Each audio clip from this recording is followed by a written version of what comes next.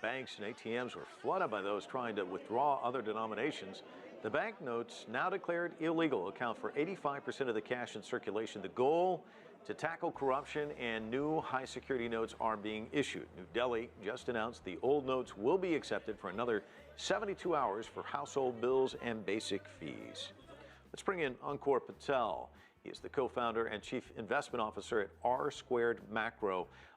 Let's start there. This is just pretty remarkable. It's creating a lot of chaos, leaving some people holding the bag, so to speak. I mean, suddenly money you had yesterday is worthless overnight. What's the reasoning behind this?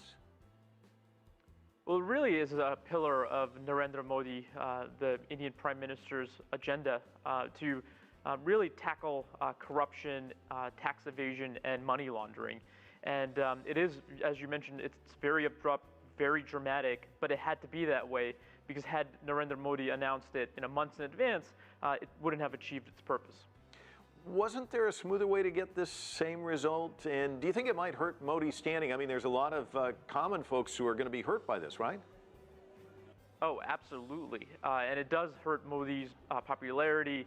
It does kind of erode support for his party over the next couple of months. But I think at the end of the day, despite the short-term pain that I think a lot of local Indians and even Indians around the world that have rupees in their possession, I mean, they certainly will be hurt. But in the long term, it is very good for the Indian economy. It will allow more of the money to be part of the traditional banking system. It will actually support India's fiscal health in the long term. So this is going to be very long-term positive for India.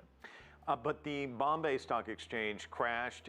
What about the overall initial hit on the economy? What do you think about that? I think it's about right. I think what happens is that as Indians scramble to get rid of the rupee notes that they have in possession, it's going to hurt consumption. They're going to buy fewer goods.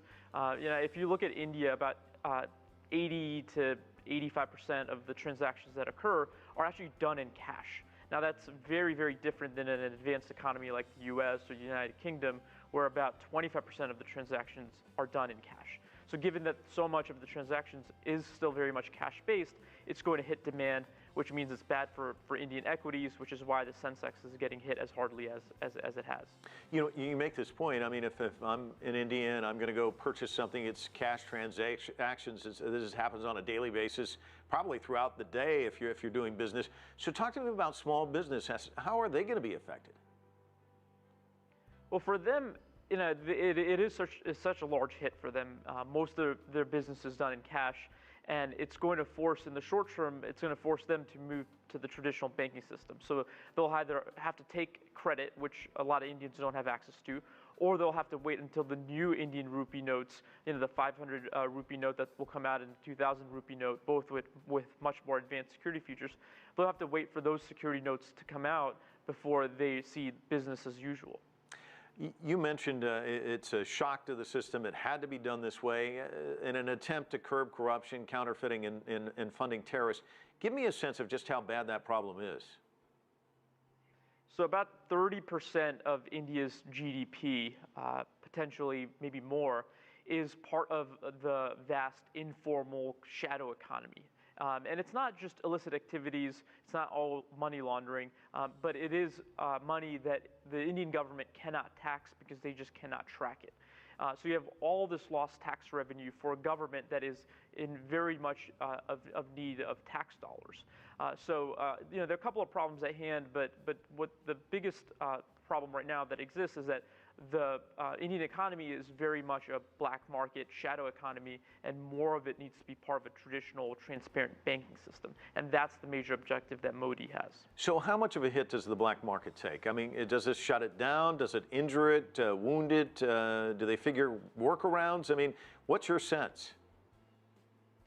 This certainly cannot solve the entire black market problem, but in our view, and I think a view of a lot of analysts around the world, is that this is a very bold, a very transformational move. It's one of the strongest moves that we've seen in any emerging economy, really ever. So from our perspective, this is the first of a series of moves that potentially could erode the shadow economy that India has. We think it's a great move. It's from an economic perspective, is a short-term hit for a very substantial long-term gain. And short-term hit for Modi, but you think he rebounds from it? We do, yes, we do believe that, and it will be a little bit of a communication challenge. But he's been a very popular prime minister. He's done a lot for the Indian economy over the last 2 years, and he's waited this long to announce this measure. So, from our perspective, the timing is right. The Indian economy is on on pretty solid footing, and this is the right time to make such a move. All right.